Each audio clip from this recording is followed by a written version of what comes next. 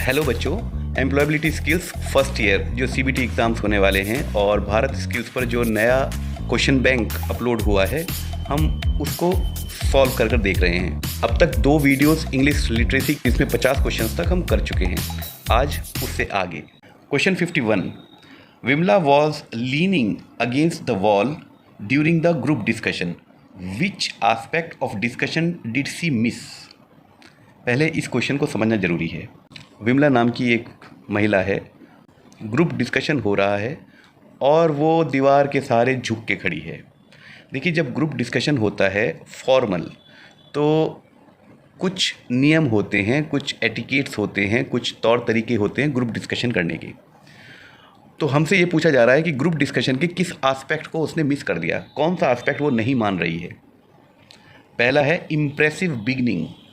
हो सकता है उसने झुके झुके बहुत अच्छी बिगनिंग करी हो ग्रुप डिस्कशन की, इससे ये पता नहीं चल रहा कि वो दीवार पे झुकी हुई है, तो वो उसने शुरुआत चर्चा की अच्छी नहीं करी होगी। तो ये ऑप्शन गलत है। करेक्ट पोस्चर, ये सही है। करेक्ट पोस्चर नहीं है, मतलब हम जब ग्रुप डिस्कशन करते हैं तो एक बहुत गंभीर विषय हो सकता है, ख़ास तौर से फॉर्मल परिस्थिति में। उस समय हम दीवार के सहारे झुक के खड़े हैं या इधर उधर देख रहे हैं, तो हमारा बॉडी का पोस्चर जो है वो सही नहीं है। बॉडी का पोस्चर होता है हमारे बैठने का तरीका, फॉर्मल होना चाहिए, इरेक्ट बैठो, सीधे बैठो। दीवार पर झुक के खड़े होकर ग्रुप डिस्कशन करना, ये ग्रुप डिस्कशन के नियमों के अगेंस्ट है। तो ऐसा हम अपने दोस्तों के साथ तो कर सकते हैं, ख़ास तौर से बहुत प्रिय मित्र के साथ जब बात करते हैं तब हम ऐसा कर सकते हैं, लेकिन ग्रुप डिस्कशन एक फॉर्मल इवेंट होता है। तो बी ऑप्शन सही है। स्माइल, हो सकता है वो दीवार पे झुके हुए स्माइल कर रही हो, ये तो हमें क्वेश्चन में क्लियर नहीं है कि उसने स्माइल किया या नहीं किया, तो ये आंसर सही नहीं लग रहा है। लाउड एंड डोमिनेटिंग वॉइस, और ऐसा भी नहीं बताया गया है कि उसने बहुत ज़ोर से और बहुत प्रभावशाली ढंग से बोलने की, यानी कि दूसरों पर दबाव डाल के बोलने की कोशिश की हो। डोमिनेटिंग वॉइस कहते हैं जब हम दूसरों को अपनी आवाज़ से दबाने की कोशिश करते हैं, आवाज़ की लाउडनेस से। नेक्स्ट टॉपिक है टेलीफोन स्किल्स। अगले कुछ क्वेश्चंस हम दूरभाष पे जब हम वार्तालाप करते हैं मोबाइल पर, तो उसके एटिकेट्स के बारे में, उसके शिष्टाचार के बारे में आंसर्स करेंगे। क्वेश्चन है, when talking to a caller after putting them on hold, what should you say. आप किसी से बात कर रहे थे और आपने उसको होल्ड पर रख दिया है, और फिर जब वापस आए आप, तो आपको उसको क्या कहना चाहिए। Nice that you have no other work, इसका मतलब हुआ अच्छा लगा ये जानकर कि तुम बिल्कुल फालतू हो, तुम्हारे पास और कोई काम नहीं है, सिर्फ मैं होल्ड करके चला गया और तुम अभी भी यहीं हो, गए नहीं अब तक घर। ये आंसर आपको सही लग रहा है?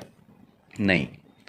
आई told you that I was going to take long, मैंने तुम्हें पहले ही बताया था कि मुझे देर लगेगी वापस आने में। क्या हमें ऐसे जवाब देना चाहिए? एक तो बेचारा वो हमारा वेट कर रहा है कि वो वापस आएगा और हमसे बात करेगा। तीसरा ऑप्शन है, थैंक यू फॉर होल्डिंग, आपका धन्यवाद कि आपने मेरा वेट किया, आपने इस कॉल को होल्ड पे रखा। नन ऑफ द अबव तो आंसर होता ही नहीं है, वो तो हमें पता है। इसका आंसर सी है। नेक्स्ट क्वेश्चन है, how many phases are there in a telephone call, 2, 4, 6 या 3। टेलीफोन जब हम किसी को करते हैं तो किस उसके चरण पूछ रहे हैं, फेजेस मतलब कितने चरण का ये एक प्रोसेस होता है। आमतौर पर हम इसको 5 चरण का मानते हैं। पहला है कि हम डायल करेंगे, दूसरा है हम अभिवादन करेंगे, जैसे ही वो कॉल पिक करेगा सामने वाला तो हम ग्रीट करते हैं, अभिवादन करते हैं, हेलो तो बोलते ही है ना, वही अभिवादन होता है। तीसरा है कम्युनिकेशन, कम्युनिकेशन मतलब जब हम अपनी पूरी बातचीत करेंगे। चौथा है थैंक यू, और लास्ट है डिस्कनेक्ट। ये 5 चरण होते हैं। आमतौर पे टेलीफोन के शिष्टाचार में हमें इन 5 चरणों का पालन करना चाहिए। तो ये 5 चरणों में हमारी एक टेलीफोन का शिष्टाचार वाली वार्तालाप ख़त्म होती है। पर क्योंकि 5 इसमें नहीं लिखा हुआ है, तो 5 से कम ही होंगे, 6 तो इसका आंसर नहीं हो सकता। 4 किसको हटाएं, तो हम क्या करेंगे, इसका आंसर 3 लगा देंगे। मैंने आपको इसका करेक्ट आंसर बता दिया, लेकिन इस क्वेश्चन के अनुसार ये 3 चरण मान रहे हैं। पहला है कॉल मिलाना, डायल करना, दूसरा है बातचीत करना यानी कि वार्तालाप करना, और तीसरा है डिस्कनेक्ट करना। और उस वार्तालाप में ही हमने उन दोनों चीज़ों को मिला दिया कि वार्तालाप शुरू होने से पहले अभिवादन करेंगे और अंत में धन्यवाद करेंगे। आंसर डी सही है। Question 54, what are important aspects of your voice. जो हमारी वॉइस होती है, जो आप इस समय मेरी सुन रहे हैं, उसके इंपॉर्टेंट आस्पेक्ट क्या क्या होते हैं। The volume, yes volume important aspect है। आप मुंह में बोलोगे, किसी को सुनाई नहीं देगा, तो वो भी एक एस्पेक्ट है। या आप इतनी ज़ोर से बोल रहे हैं कि सामने वाला डर रहा है जब आप गुस्से में बोलते हैं। तो वॉल्यूम एक एस्पेक्ट है आपकी वॉइस का। स्पीड होता है रफ्तार, रेट, हम कितनी जल्दी जल्दी बोल रहे हैं या हम कितने धीरे धीरे बोल रहे हैं, ये भी एक एस्पेक्ट है हमारी वॉइस का। द टोन होती है, मैं या तो गंभीर बात आपको कह रहा हूँ और या फिर मैं मजाक में बात कह रहा हूँ, समझ में आ रही है, इसको हम टोन कहते हैं। ऑल ऑफ द अबव, यार जब लिखा होता है ऑल ऑफ द अबव पहले बता दिया करो ना। आंसर डी सही है। अगला टॉपिक है telephone skills and role plays. ये रोल प्लेज क्या होता है, बहुत सारे लोग इसमें कंफ्यूज रहते हैं। वो सोचते हैं रोल प्ले मतलब आपको रोल मिल गया है, आप वो काम करने लगे हैं। नहीं भाई, रोल प्ले एक फ्रेज़ है जिसका मतलब होता है कि आपको ऐसा मानना है कि मुझे शायद वो मिल गया है। आप बन नहीं गए हैं वो, आपको ऐसा नाटक करना है, उसको हम रोल प्ले कहते हैं। नाटक करने को रोल प्ले कहते हैं। चलिए क्वेश्चन पढ़ते हैं। 55th question, you are on a call and are not able to hear well, how will you ask the person to be a louder. आप किसी कॉल पर हैं और आपको आवाज़ नहीं आ रही है सामने वाले की, तो आप कैसे कहेंगे उसको ज़ोर से बोलने को, यानी कि ऊंचा बोलने को। पहला है कैन यू स्पीक लाउडली, क्या आप ज़ोर से बोल सकते हैं। आपको लगे, अगर मैं हिंदी में इसको ट्रांसलेट कर दूंगा तो यही ट्रांसलेशन होगा जो मैं आपको बता रहा हूँ। आपको लगेगा ये तो सही है, लेकिन ये थोड़ा रूड लग रहा है, क्योंकि अगर कोई आपसे कहे कि क्या थोड़ा ज़ोर से बोलोगे तो रूड लगेगा थोड़ा सा। ये आंसर सही नहीं है। Could you please speak a little louder, हम उसको ये नहीं बता सकते कि आप बहुत धीमा बोलते हो, हम उसको ये बता रहे हैं आप बोल तो सही रहे हो, थोड़ा सा और ज़ोर से बोलिए या ऊंचा बोलिए, और प्लीज़ कह के बोलेंगे। सबको समझ में आ गया होगा, यही आंसर सही है। जितने शिष्टाचार में रहोगे उतना ही आपका आंसर करेक्ट होने की संभावना बढ़ जाएगी। ठीक है, तो बी ऑप्शन सही है। स्पीक लाउडली, ये तो हम बहुत रूड हो जाएगा ये तो कहना। नन ऑफ द अबव तो हम मानते ही नहीं है कभी, हम तो वो गिनती में नहीं गिन रहे हैं। 56 question, you are having a conversation with a colleague and then your phone rings, what would you से।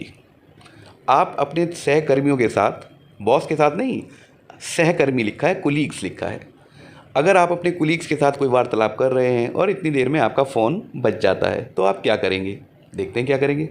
पहला ऑप्शन है you will ignore the call, जो कॉल आ रही है उसको आप देखेंगे ही नहीं किसकी आ रही है। अगला ऑप्शन है you will request your colleague to wait and you answer the important call, आप अपने सहकर्मियों से कहेंगे कि प्लीज़ थोड़ा सा वेट करें, एक कॉल आ रही है, और आप उस इम्पॉर्टेंट कॉल को पिक करेंगे। तीसरा ऑप्शन है answer the phone and put the collar on hold, हम फ़ोन तो पिक कर लेंगे, आंसर कर देंगे, लेकिन उसको होल्ड पे कर देंगे और अपने कुलीग से यानी कि सहकर्मियों से बातें करते रहेंगे। ये भी शिष्टाचार के खिलाफ है ये बात। अभी तक बी ऑप्शन सही लगा मुझे, क्योंकि हम अपने कुलीग से कहेंगे कि एक कॉल आ रहा है, आप प्लीज़ थोड़ा सा वेट करें, मैं ज़रा बात करूँ और फिर आपसे बात करता हूँ। लास्ट ऑप्शन है you will talk to the caller and leave your colleague stranded, आखिरी ऑप्शन है आप अपने कॉलर से बात करेंगे, उन्हें कुछ नहीं कहेंगे, तुम वेट करो या नहीं करो, वो बेचारे बंधे हुए से बैठे देख रहे हैं, तुम्हारा मुंह ताक रहे हैं। ये भी शिष्टाचार के खिलाफ है। आप अपने कुलीग से कहेंगे कि प्लीज़ आप लोग थोड़ा सा वेट करें, एक कॉल इंपॉर्टेंट आ रहा है, मैं उसको लेके और फिर आपको ज्वाइन करता हूँ। तो बी ऑप्शन सही है। Question 57, when giving negative information over phone call how should you speak, जब आपको कोई नकारात्मक सूचना देनी हो तो आपको कैसे बोलना चाहिए।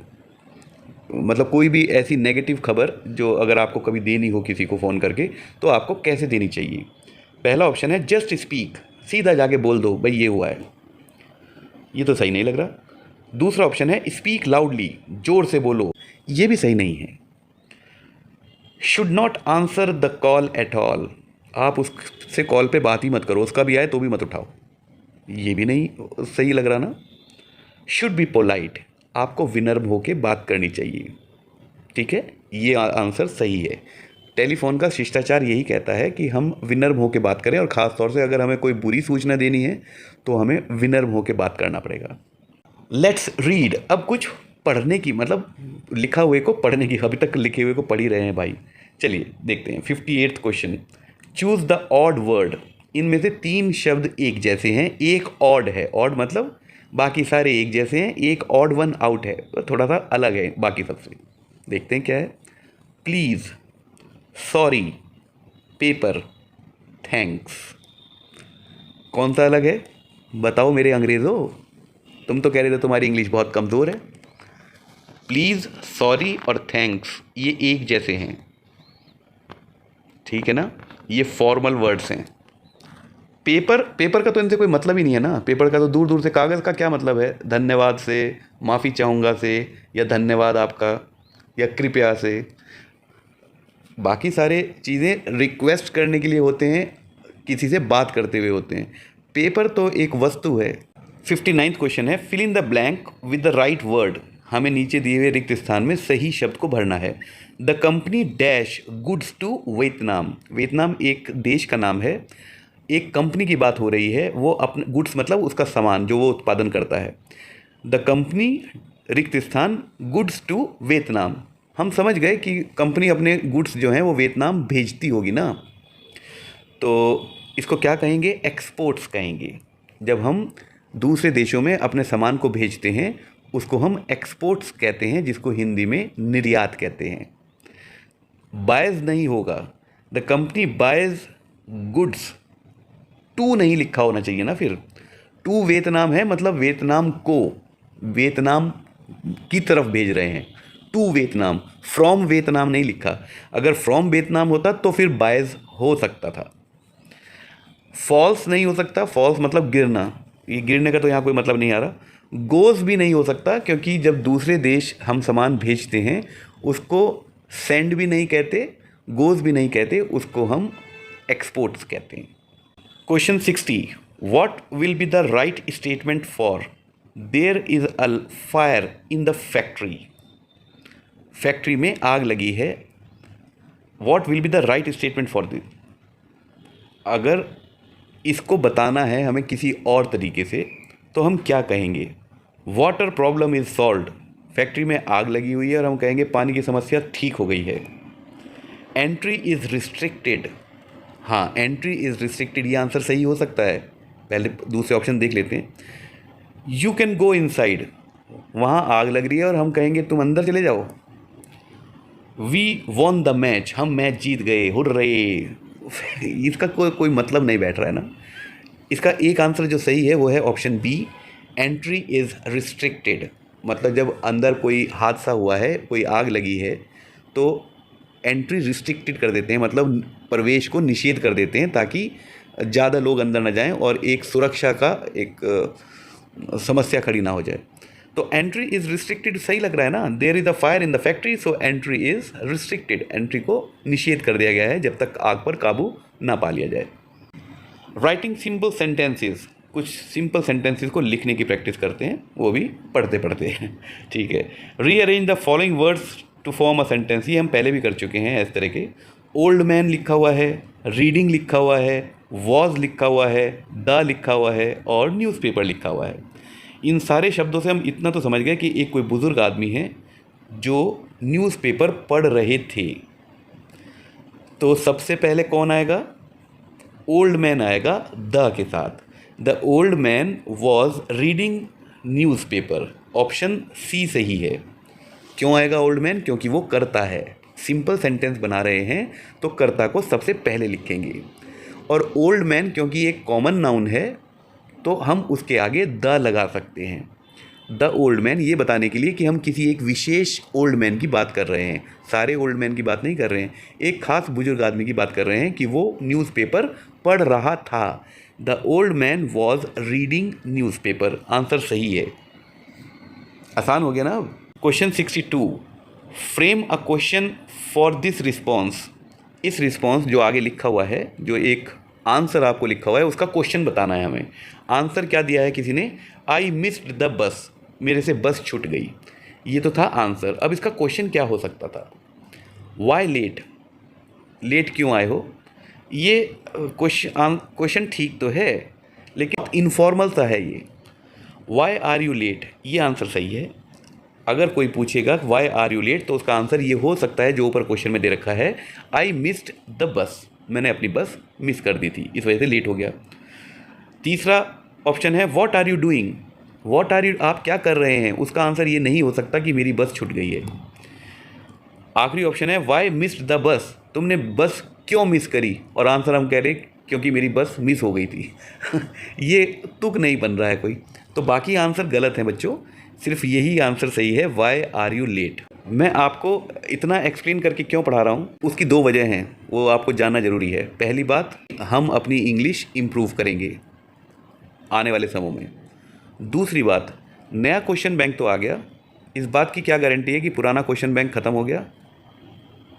अगर वो तो क्वेश्चन बैंक है ही ऑलरेडी, कंप्यूटर में है, अगर वहाँ से भी क्वेश्चन आ गए थोड़े बहुत तो फिर डरना नहीं है। जो मैं बता रहा हूँ उस नज़र से क्वेश्चन को सॉल्व करना है, जैसे हम कर रहे हैं इस वक्त, उस समय भी वहाँ पर वैसे ही रिसर्च करनी है बच्चों आपको।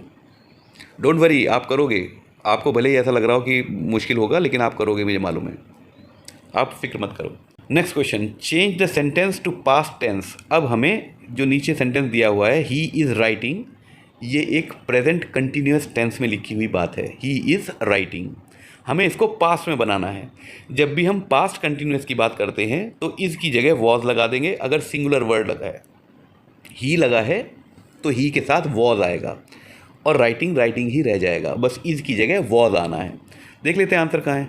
शी इज़ राइटिंग तो नहीं हो सकता, पास्ट टेंस बनाना है, कोई लिंग थोड़ा ही चेंज करना है, मेल का फीमेल थोड़ा ही बना देंगे। ही राइटिंग तो नहीं हो सकता, क्योंकि ही राइटिंग तो पास्ट है ही नहीं, ये तो कोई टेंस है ही नहीं इनफैक्ट। तीसरा ऑप्शन है ही वॉज राइटिंग, ये राइट है आंसर। वी आर राइटिंग, ही का वी नहीं बन जाएगा, ही मतलब वह, वी मतलब हम, तो पास्ट टेंस बनाते हुए वह का हम थोड़ा ही हो जाएगा। तो एक आंसर जो सही है वो सी है, स्पीकिंग। अब हम कुछ बोलने के शिष्टाचार के सवालों को सॉल्व करेंगे। पहला है, which expression will you use to introduce yourself. अपना परिचय देते हुए किस एक्सप्रेशन को आप प्रयोग करेंगे। पहला है, माई नेम इज़, मेरा नाम है। यस, हम ऐसा परिचय देते हैं अपना, माई नेम इज़, अपना नाम बता देते हैं। फिर दूसरा ऑप्शन है, आई एम, ये भी हम कहते हैं, अपना नाम माई नेम इज़ ना कह के आई एम और अपना नाम बता देते हैं, ऐसे भी हम अपना परिचय देते हैं।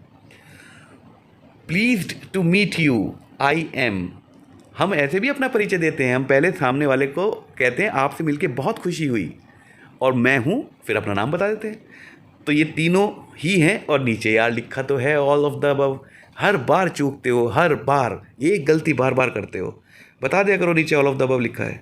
65, how will you disagree politely. Disagree होता है जब आप सहमत नहीं होते, और हमें बड़ी विनम्रता से ये बताना है कि मैं आपसे सहमत नहीं हूँ, तो हम कैसे बोलेंगे।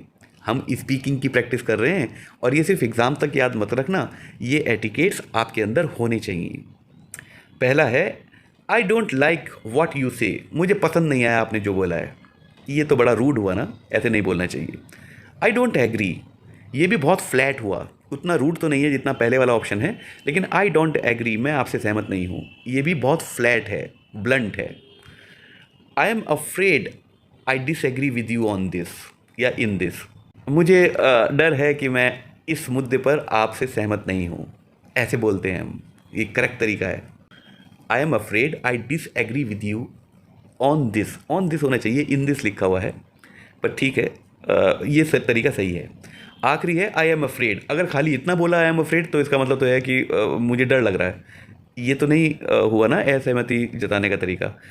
I am afraid I disagree with you on this, इस मुद्दे पर मैं आपसे सहमत नहीं हूँ, क्षमा चाहूँगा, पूरा ये है इसका हिंदी में मतलब। तो ऑप्शन सी सही है, और आप भी ऐसे बोला करो, इस तरीके की बातें धीरे धीरे अपने व्यवहार में डालेंगे, तभी इंग्लिश इंप्रूव होगी, राइट। अब लिसनिंग की कुछ बात कर लेते हैं।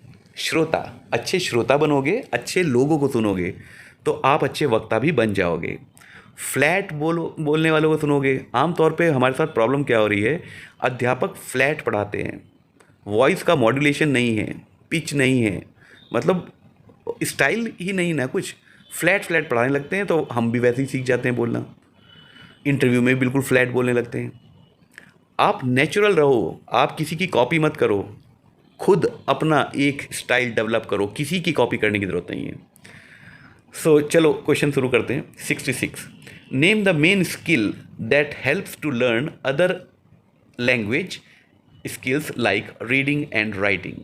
अच्छा, एक ऐसी मेन स्किल बतानी है, एक ऐसा कौशल जो दूसरे जो हमारे कम्युनिकेशन स्किल्स होते हैं, लैंग्वेज स्किल्स, जब हम किसी भाषा को पढ़ना और लिखना सीखते हैं उससे पहले कौन सी एक ऐसी स्किल है जो हमें मदद करती है? रीडिंग। रीडिंग तो रीडिंग में मदद नहीं करती ना। हाँ, वैसे हो सकता है ना, आप रीडिंग करोगे तो अच्छा और जल्दी जल्दी पढ़ना सीख जाओगे, और शायद अच्छा अगर कोई लेख पढ़ोगे तो अच्छा लिखना भी सीख जाओ। ये बात सही है, एक अच्छा रीडर एक अच्छा राइटर बन जाता है। स्पीकिंग, हम बोलेंगे तो हमारा लिखना सुधर जाएगा और पढ़ना सुधर जाएगा, ऐसा नहीं होता, क्योंकि छोटा बच्चा भी बोलता है पर वो लिखना और पढ़ना नहीं जानता है ना। राइटिंग, हम लिखने लगें और हमारी रीडिंग भी अच्छी हो जाए और राइटिंग भी अच्छी हो जाए, ये भी सही नहीं लग रहा। आंसर लिसनिंग है, और मैं बता रहा हूँ क्यों। याद करो, छोटे थे जब हम थे, हमें कुछ नहीं आता था, हमें सिर्फ सुनना आता था। जब बड़े लोग बोल रहे होते थे हम उन सब की तरफ देख रहे होते थे, हमारा मन करता था हम भी ऐसे ही बोलेंगे एक दिन जैसे आप बोलोगे। तो सबसे पहले क्या चीज़ हम सीखते हैं? लिसनिंग। और लिसनिंग से हम बाकी सारी लैंग्वेज स्किल्स सीखते हैं। फिर जैसे वो बोल रहे हैं हमने भी फिर चाहे पहले तुतला के बोला, लेकिन हमने बोलना शुरू किया, तो हमने लिसनिंग के बाद स्पीकिंग शुरू करी है। बाकी रीडिंग और राइटिंग हम स्कूल में जाके सीखे हैं, वो भी तब क्योंकि हम लिसनिंग सीख चुके हैं और स्पीकिंग सीख चुके हैं। उसके बाद हम पहले पढ़ना सीखते हैं और लिखना सबसे आखिर में सीखते हैं। यही वो तरीका है। तो मेन स्किल क्या हुई? मेन स्किल होती है लिसनिंग। आप एक्टिव लिसनर होंगे तो भाषा सीख जाएंगे, और अगर आप डरेंगे, शर्माएंगे, छुपेंगे तो कभी कुछ नहीं सीखेंगे। इसलिए चौड़े में आ जाओ, भीड़ मत बनो। 67th question, listen to the teacher making a following announcement. A team of painter are coming tomorrow to paint the walls. There are plastic sheets in my room on the desk. I want you to put them over your desk. Now answer the question. आपको सवाल को डरना नहीं है, बहुत आसान सवाल है। क्वेश्चन में लिखा है listen to the teacher making the following announcement. Teacher को सुनो, वो जो नीचे लिखा हुआ है उस अनाउंसमेंट यानी कि उस सूचना को उसने दिया है। क्या सूचना है? टीचर कह रही है a team of painters are coming tomorrow. Tomorrow मतलब जो आने वाला कल है। एक पेंटर जो पेंट करने वाले हैं उनकी एक टीम आ रही है, टोली आ रही है पेंट करने के लिए। कहाँ पर? वॉल्स पर। पेंट द वॉल्स, जो स्कूल की दीवारें हैं उन पे पेंट करने के लिए पेंटर आ रहे हैं कल। There are plastic sheets in my room on the desk. मेरा जो रूम है, हर टीचर का अपना एक रूम होता है, मेरे रूम में मेरी डेस्क के ऊपर कुछ प्लास्टिक की शीट्स रखी हुई हैं। I want you to put them over your desk. उनको लेकर आओ और अपनी डेस्क के ऊपर उनको बिछा दो, ताकि कल जब वो पेंट करें तो तुम्हारी डेस्क के ऊपर वो पेंट ना गिर जाए। ये है जो लिखा हुआ है, जो टीचर ने अनाउंसमेंट किया है। Now answer the question. अब नीचे दिए हुए क्वेश्चन को आंसर करना है। क्वेश्चन क्या है? What does the teacher want her trainees to do. वो टीचर क्या चाह रही है अपने ट्रेनीज को करने को? हमें पता है कि वो ये चाह रही है कि जाओ और वो प्लास्टिक की शीट उठा के अपनी अपनी डेस्कों को ढक दो, ताकि उस पर पेंट ना गिरे कल। ऑप्शन देख लेते हैं। पहला ऑप्शन है bring the paint from her room. उसने ये नहीं कहा कि मेरे रूम में पेंट रखा है उसको लेकर आओ, ऑप्शन गलत है। Take the books from her desk. उसकी डेस्क पर कुछ बुक्स रखी हुई हैं, उनको हटाओ, उनको ले लो, उनको उठाओ, ये भी नहीं कहा उसने। Cover the desk with the plastic sheets. Yes, ये कहा है कि मेरी डेस्क पे जो प्लास्टिक शीट्स रखी हैं उनको उठा के लाओ और अपनी डेस्क को कवर कर दो, ये कहा है। ये ऑप्शन सही है। नन को तो हम गिनते ही नहीं हैं। आप इस क्वेश्चन को और इनके आंसर्स को समझ गए ना बच्चों? अगर नहीं समझे हैं तो कमेंट में लिखना। नेक्स्ट क्वेश्चन है what does listening involve. Listening में क्या क्या होता है? हियरिंग, सुनना और हियरिंग और लिसनिंग अलग अलग चीज़ें होती हैं। हियरिंग सिर्फ आपके कान की एबिलिटी है कि वो ध्वनि को सुन सकता है, उसको हियरिंग कहते हैं। और लिसनिंग कहते हैं कि जब उस ध्वनि का आप कोई सेंस निकालते हैं, कोई मतलब निकालते हैं। लिसनिंग दिमाग से की जाती है, कानों से नहीं की जाती। कानों से हियरिंग की जाती है, लेकिन लिसनिंग का एक हिस्सा है हियरिंग। ये बात सही है, तो ऑप्शन ए सही है। ऑप्शन बी है understanding and responding. Yes, listening का ये भी एक हिस्सा है कि जो भी ध्वनि आप सुन रहे हो उसे समझेंगे भी और रिस्पॉन्ड भी करेंगे। जरूरी नहीं है कि आपको उत्तर देना है। रिस्पॉन्ड मतलब उस समझदारी को, जो समझ में आ रही है बात, उसको आप अपने अनुभवों के साथ जोड़ेंगे, या आप सिर्फ फीडबैक देंगे कि हमें समझ में आ गया, या उसका शायद कोई उत्तर भी देना हो। रिस्पॉन्ड भी करना पड़ेगा, लिसनिंग का ये एक हिस्सा होता है। तीसरा ऑप्शन है नन ऑफ द अबव। ये तो हमने कभी माना ही नहीं कि नन ऑफ द अबव कोई ऑप्शन है। चौथा ऑप्शन है बोथ ए एंड बी। अगर सी आप एक सेकंड के लिए ये मान लो कि वो नहीं है, यहाँ पर नन नहीं लिखा हुआ या हम उसको गिन नहीं रहे हैं, तो बाकी बचे ऊपर के दो ऑप्शन और नीचे जो लिखा हुआ है बोथ ए एंड बी, उसका मतलब यही तो हुआ ऑल ऑफ द अबव, क्योंकि सी तो हम गिन ही नहीं रहे ना। वह लॉजिक समझ में आ गया बच्चों आपको? हाँ ठीक है, तो इसका आंसर डी है। लिसनिंग में हियरिंग भी करते हैं, अंडरस्टैंड भी करते हैं और रिस्पॉन्ड भी करते हैं। मतलब ज़रूरी नहीं है कि लिसनिंग आपका, हम तो लिसनिंग कर रहे हैं तो रिस्पॉन्ड जवाब क्यों देंगे? जवाब देने का मतलब सिर्फ उत्तर देना नहीं होता। रिस्पॉन्ड करने का मतलब होता है उस जानकारी के प्रति संवेदनशील होना, रिस्पॉन्ड करना, उसको अपने दिमाग में किसी याददाश्त में बिठाना, उसको भी तो रिस्पॉन्ड कहते हैं भाई। वो लिसनिंग के साथ ही होता है। अगला है मिसलिनियस। मिसलिनियस कहते हैं सारे बचे कुचे मिले जुले। 69 question, maintaining tools in good condition is. अगर आप अपने औजारों को अच्छी स्थिति में, अच्छी कंडीशन में रखेंगे तो उसे क्या कहते हैं, मतलब वो क्या होता है? पहला है अननेसेसरी। अरे ज़रूरी नहीं है, औजारों को बेकार कंडीशन में तोड़ दो उनको, औजारों को, ये तो सही आंसर नहीं है। इसेंशियल। इसेंशियल मतलब अनिवार्य। यस, ये सही है, अनिवार्य है। आप अपने औजारों को सही कंडीशन में रखें, सुरक्षित रखें, सही जगह पे रखें, साफ़ सुथरा करके रखें, ये इसेंशियल है। तीसरा ऑप्शन है equal. Good condition is equal, नहीं ये तो कोई ऑप्शन बनता ही नहीं, इक्वल का तो कोई मतलब नहीं। और फॉर्मल तो परिस्थितियाँ होती हैं, औजार फॉर्मल नहीं होते। ऑप्शन 5 यहाँ पर मेरी तरफ से आपको एक्स्ट्रा है, जिसके कोई नंबर नहीं है। इसका आंसर है essential. Question 70, where have you been all these. क्या लिखा हुआ है? वेयर हैव यू बीन, तुम कहाँ थे, ऑल दीज, इतने सारे, डेज, दिनों से, ये है वो मतलब। ऑल दीज वाइल नहीं होता, ऑल दीज डेज होता है। वैसे भी दीज लिखा है तो कोई चीज़ प्लूरल आने वाली है, मतलब बहुवचन, डे भी नहीं होगा वो, ऑल दीज डेज होता है, हमेशा ऐसे ही बोला जाता है। और आपको भी ये सेंटेंस अपने कम्युनिकेशन में कहीं ना कहीं यूज़ करना चाहिए जब आप अपने दोस्तों से बहुत दिनों बाद मिलो, तो कहो where have you been all these days यार, I have been missing you so much. चलिए ठीक है, तो इसका आंसर बी है।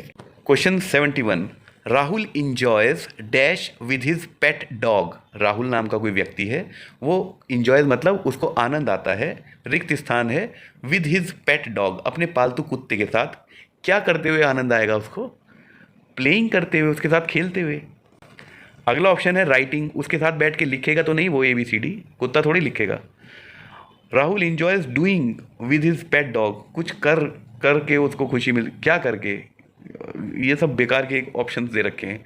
वॉशिंग वॉशिंग यार, वॉशिंग हम निर्जीव चीज़ों को करते हैं, कपड़ों को वॉश करते हैं, जिसको हिंदी में धोना कहते हैं, या हम अपने दुश्मनों को धोते हैं। लेकिन अगर इसको नहाना भी मान लें आप, तो भी डॉग, वैसे तो इट लिखा जाता है डॉग के साथ, लेकिन उसको वॉशिंग थोड़ी कहेंगे। डॉग को हम वॉश नहीं करते, कपड़ों को वॉश करते हैं, फर्श को वॉश करते हैं, फर्नीचर को हो सकता है वॉश करते हों, कार को वॉश करते हैं। डॉग को तो बेदिंग ही होगा, वॉशिंग नहीं होता वो।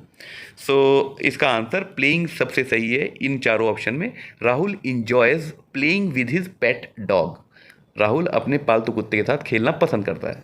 नेक्स्ट क्वेश्चन है, Razia enjoys playing in the rain. The naming word in this sentence is.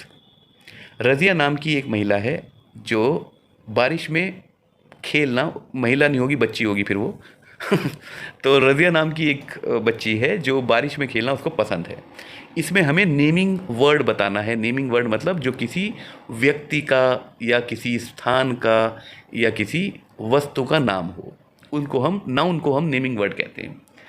इसमें रजिया, यस रजिया किसी लड़की का नाम है, तो ये आंसर सही है। अगले ऑप्शन भी देख लेते हैं। इंजॉयज, इंजॉयज नाउन नहीं है, द आर्टिकल है, वो भी नाउन नहीं है। Rain, now rain can be a noun, rain verb भी हो सकता है और रेन नाउन की तरह भी इस्तेमाल होता है। अगर हम बारिश की बात कर रहे हैं इंग्लिश में तो बारिश नाउन है, क्योंकि वो किसी वस्तु का नाम है, मतलब वो क्रिया नहीं है। और कभी कभी हम रेनिंग कहते हैं तो हम उसको वर्ब की तरह प्रयोग करते हैं कि बारिश हो रही है, इट्स रेनिंग, तो हम हो रही है वाले भाव के साथ बात करते हैं। रेन वर्ब भी हो सकता है और नाउन भी हो सकता है। मेरी जानकारी में ये रेन यहाँ पर नहीं होना चाहिए था, क्योंकि फिर ये नेमिंग वर्ड बन जाता है। इसका सबसे सही आंसर रज़िया ही है, क्योंकि रज़िया तो पक्का नेमिंग वर्ड है। Question number 73, today's weather is going to be, आज का मौसम होने वाला है। टुडे जानते हो आप, आज, वेदर जानते हो मौसम, इज़ गोइंग टू बी होने वाला है। क्या होने वाला है? होपफुल। मौसम होपफुल नहीं होता। मौसम बेईमान, तो मैंने एक गाना सुना है। होपफुल मतलब उम्मीदों से भरा। मौसम उम्मीदों से भरा कैसे हो सकता है? वार्म, यस, वार्म मतलब जो जैसे सर्दियों की धूप निकलती है उसको कहते हैं वार्म। गर्मियों में तो हॉट कहते हैं, हॉट एंड ह्यूमिड। तीसरा है ब्लू। मौसम ब्लू तो सिर्फ हनी सिंह के गाने में हो सकता है भाई। अच्छा चलो, पानी होगा, वो दिन सन्नी होगा, ठीक है। तो अर्जेंट भी नहीं हो सकता मौसम। बाकी कुछ नहीं होते यार, वार्म होता है, हम सबको पता है। आप बिना बात मेरे से बुलवाते रहते हो, मैं बोलता रहता हूँ, वीडियो लंबी हो जाती है, फिर कहते हो सर वीडियो लंबी क्यों बनाते हो। 74 है pick the sentence with correct punctuation. इसमें से हमें पंक्चुएशन जिसमें सही लगा हुआ है उस वाक्य को चुनना है। पहला है वेयर इज़ द जनरेटर। ये बात सही है, वेयर से शुरू हुआ है, क्वेश्चन पूछा जा रहा है कि जनरेटर कहाँ है। ऑप्शन ए सही है। फिर भी अगले ऑप्शन पढ़ लेते हैं। अगला ऑप्शन है where is the generator with exclamation mark. अरे कोई भाव थोड़ी है, हम पूछ रहे हैं, एक सवाल पूछ रहे हैं, कोई अपने भाव व्यक्त थोड़ी कर रहे हैं, तो ये ऑप्शन तो गलत हुआ। अगला है where is the generator full stop. भैया क्वेश्चन पूछा जा रहा है तो क्वेश्चन मार्क लगेगा, फुल स्टॉप नहीं लगेगा वहाँ पर। फुल स्टॉप बाकी डिक्लेरेटिव में और इम्पेरेटिव सेंटेंसेस में लगता है, एक्सक्लेमेटरी और इंटेरोगेटिव सेंटेंसेस में नहीं लगता है। लास्ट ऑप्शन है where is the generator comma. गलत है ना, पता है ना सबको। 75th क्वेश्चन है identify the kind of sentence. जो नीचे दिया हुआ सेंटेंस है उसको आइडेंटिफाई करना है कि वो किस तरीके का है। लीव द रूम इमीडिएटली, तुरंत मेरे रूम को छोड़ दीजिए, मतलब यहाँ से निकल जाइए। और ज़रूरी नहीं है कि किसी को डांट के कह रहे हो सकता है कोई खतरा हो, तब भी ये बात कही जा सकती है। लीव द रूम इमीडिएटली, इस रूम को तुरंत छोड़ दीजिए। हो सकता है कोई आपत्ति, कोई आपदा आने वाली हो। तो हमसे पूछा जा रहा है बहरहाल ये सेंटेंस कैसा है। हमसे कुछ करने को कहा जा रहा है और हमसे किसी एक्शन की उम्मीद है। हमसे सवाल नहीं पूछा जा रहा और हमें कोई फैक्ट भी नहीं बताया जा रहा, हमें कोई भाव भी नहीं बताया जा रहा, हमसे कुछ करने को कहा जा रहा है तुरंत। ये है इम्पेरेटिव। इम्पेरेटिव सेंटेंस है जब हमें किसी कार्य को करने के लिए कहा जाता है, आदेश हो, निर्देश हो या सुझाव हो, और हमसे उम्मीद की जा रही हो कि आप इनका पालन करेंगे जो हम बता रहे हैं आपको कुछ करना है उसके बाद, उनको इम्पेरेटिव कहते हैं। आंसर सी सही है। नेक्स्ट क्वेश्चन है I am a welder I work with. मैं एक वेल्डर हूँ और मैं काम करता हूँ किसके साथ? नेल पॉलिश के साथ। हाँ, लड़कियाँ भी आजकल वेल्डर बन रही हैं। तो आपको लगता है ये आंसर सही हो सकता है?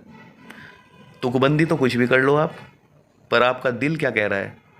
नहीं होगा ना? Very good. रोबोट्स, एक वेल्डर रोबोट के साथ काम करेगा? आपके हाँ सर, आजकल बड़ी बड़ी फैक्ट्रियों में वेल्डर की मशीनें रोबोटिक होती हैं, तो उनको उन्हीं मशीनों को, सीएनसी मशीनों को चलाना पड़ता है, तो वो रोबोट के साथ काम करते हैं।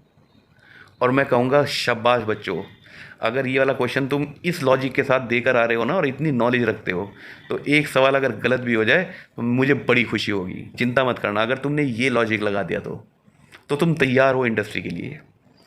पर ये आंसर यहाँ गलत है, sorry.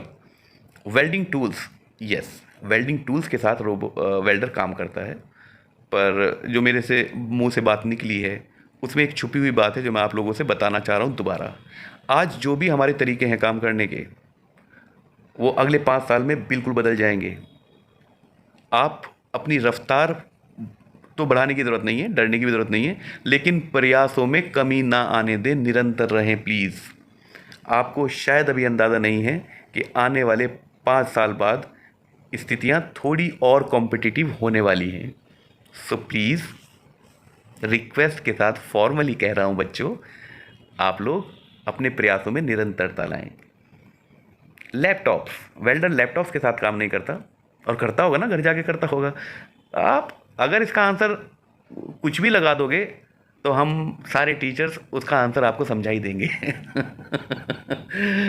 This is the best part of being a teacher. एक अध्यापक होने का सबसे अच्छा पहलू यही है कि हमें कोई चैलेंज नहीं करता। आप लोग चैलेंज किया करो ना, हमें हमसे सवाल पूछा करो, मज़ा आएगा हमें भी, कम से कम मुझे तो आएगा। मेरे से पूछा करो।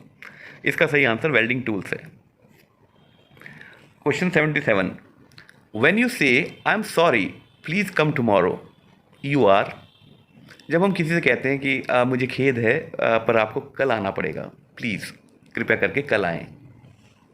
मान लीजिए आप कहीं जाने वाले हैं, एकदम कोई आ गया आपसे मिलने, आप कहेंगे देखो अब मैं निकल रहा हूँ, मैंने किसी को टाइम दे रखा है, आई am sorry you please come tomorrow, है ना, ऐसे कह सकते हैं ना। तो जब हम ऐसा कहते हैं तो हम क्या हैं? You are what? Being rude, आप बहुत असभ्य हैं। ये क्या असभ्य की बात लगी आपको? नहीं, असभ्य नहीं है। फाइटिंग, क्या हम लड़ रहे हैं उससे? नहीं, हम लड़ नहीं रहे, कह रहे हैं कि बड़ी खेद हो, आपको असुविधा होगी, उसके लिए मुझे खेद है, लेकिन आपको कल आना पड़ेगा। इग्नोरिंग, हम उसको इग्नोर कर रहे हैं, नज़रअंदाज कर रहे हैं, ये आ गया बहाना मिला दो। नहीं, हम ऐसा नहीं कर रहे हैं। बीइंग पोलाइट, हम बहुत विनम्र हो के बात कर रहे हैं। ये आंसर सही है। सही है ना? किसी को लगता नहीं रहा कि मैं गुस्से में बात कर रहा हूँ? मेरी तबीयत थोड़ी ख़राब है दोस्तों, इसलिए थोड़ा आज डल हूँ, लेकिन कोई बात नहीं, ये काम ज़रूरी है। 78, the phrase may I explain what I mean is use to. ये जो आगे एक फ्रेज़ लिखा हुआ है, may I explain what I mean, ये क्या दर्शाता है? ये पूछ रहे हैं, ये कब यूज़ करते हैं? मे आई एक्सप्लेन, क्या मैं आपको थोड़ा विस्तार में बताऊं कि क्या मैं मेरा कहने का मतलब क्या था? तो जब हम ऐसा कहते हैं तो हम क्या कर रहे हैं? एलोबरेट। यस, एलोबरेट होता है किसी चीज़ को विस्तार से बताना। तो मैंने जो कहा, क्या आप मुझे मौका देंगे कि मैं उसको एक्सप्लेन कर सकूं, एलोबरेट कर सकूं? ये बात सही है, ऑप्शन ए सही है। एपोलोजाइज, एपोलोजाइज कहते हैं माफ़ी मांगने को। May I explain what I mean, आपको लगता है हाँ इस तरह से माफ़ी भी नहीं, माफ़ी मांगी जाती है आई एम सॉरी कह के। अगर कोई गलती हो भी गई और आप इस तरह से बात कर रहे हैं, तब भी आप उसको विस्तार से बताना चाह रहे हैं कि आप गलत समझ गए हैं मेरी बात, लेट मी एक्सप्लेन कि मैं कहना क्या चाह रहा था। उसको माफ़ी मांगना नहीं कहते, उसको एक्सप्लेन करना ही कहते हैं बच्चों। एग्री, एग्री नहीं, कोई किसी से सहमति और असहमति की बात नहीं हो रही है। जो मैंने कहा है what I mean, what I mean मतलब जो मैं कहना चाह रहा हूँ उसको मुझे एक्सप्लेन करने का एक मौका दीजिए, वो इलेबोरेट ही है आंसर। डिसएग्री और एग्री नहीं है आंसर। 79 क्वेश्चन है, hey come and join us, to whom will you say this. किसी को कहे अरे चलो खेलते हैं हमारे साथ, किसको कहोगे? हे कहते हैं, जैसे हम हिंदी में ओए कहते हैं ना, ओए अरे, ऐसे उसको हे कहते हैं इंग्लिश में। और हाय कहते हैं, हेलो का एक स्लैंग है हाय। हाय वर्ड नहीं है, एक्चुअल वर्ड हेलो है, हाय स्लैंग है। मतलब स्लैंग मतलब जब हम तरोड़ मरोड़ के इनफॉर्मल तरीके से किन शब्दों को इस्तेमाल करते हैं उनको स्लैंग बोलते हैं। To whom will you say this, आप ऐसे किसके साथ बोलोगे कि अरे ओए चला खेलते हैं? टीचर के साथ? नहीं बोलना, नंबर काट लेंगे प्रैक्टिकल में। फ्रेंड के साथ बोल सकते हो, हाँ फ्रेंड के साथ बोल सकते हो। पेरेंट्स के साथ माँ चिमटे से मारेगी कभी गलत फहमी में घूम रहे हो कहीं इधर उधर। और बॉस के साथ तो बोलना भी मत, नौकरी भी जाएगी और सैलरी भी नहीं देगा आखिरी महीने की। नेक्स्ट क्वेश्चन है, choose the correct response to the given question. Has Malika called us for the party. किसी ने सवाल पूछा है और हमें उसका सही जवाब नीचे ढूंढना है। सवाल ये है कि क्या मलिका ने हमें अपनी पार्टी में बुलाया है? Has Malika called us for the party, क्या उसने हमें पार्टी में बुलाया है? क्या आंसर हो सकता है इसका? शी विल गो, वह जाएगी। इसका सवाल का ये आंसर तो नहीं लग रहा ना। हम पूछ रहे हैं क्या मलिका ने हमें बुलाया है पार्टी में, और कोई जवाब दे वो तो जाएगी। वो तो जाएगी, हमें बुलाया नहीं बुलाया इसको बाद हमारी रोटी कहाँ है आज, हम भंडारा कहाँ खाएंगे? आई विल सर्टेनली, मैं तो पक्का जाऊँगा या होऊंगा वहाँ। भैया हम सबकी बात पूछ रहे हैं, कोई इसका आंसर ये तो नहीं हो सकता कि मैं तो जाऊंगा, सबकी बात हो रही है ना। वी पूछा है हैज़ मलिका कॉल्ड अस पूछा है, अस मतलब हम सब के बारे में बात हो रही है, तो ये भी आंसर नहीं हो सकता। यस शी हैज़, ये आंसर हो सकता है। इसमें कोई आंसर दे रहा है यस उसने हमें बुलाया है। चलो भाई भंडारे का इंतजाम हो गया है, चलते हैं। मलिका जी ने अपना घर नहीं बताया बस। और मंडे इसका आंसर नहीं है, क्वेश्चन कुछ और है और आंसर हमें उस क्वेश्चन को अलाइन करके देना होता है। अगर सवाल ये है कि क्या मलिका ने हमें अपनी पार्टी में बुलाया है, तो उसका जवाब ये हो सकता है कि हाँ बुलाया है, सोमवार नहीं हो सकता। नेक्स्ट क्वेश्चन है the last question of English literature. मुझे उम्मीद है कि अब आप मेरी इंग्लिश को थोड़ा समझने लगे होंगे। All the best and congratulation friends. 81 question है the statement please help me finish this can be use to. ये जो स्टेटमेंट है please help me finish this can be use to, कृपया करके मेरी मदद करें इसको ख़त्म करने के लिए, किसी काम को ख़त्म करने के लिए। ये कब यूज़ करते हैं हम? पहला ही ऑप्शन सही है, मेक अ रिक्वेस्ट। जब हम कोई रिक्वेस्ट करते हैं किसी को, तो रिक्वेस्ट के यानी कि प्रार्थना के भाव से हमने किसी को कहा है, प्लीज़ लिखा हुआ है कि प्लीज़ आप मेरी मदद कर दें इस काम को ख़त्म करने के लिए। इसका आंसर ए सही है। So this was the last question of English literacy. I hope you have enjoyed solving these questions and watching this video. Thank you very much for being with me.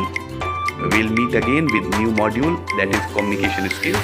Stay tuned and stay connected with this channel. Goodbye.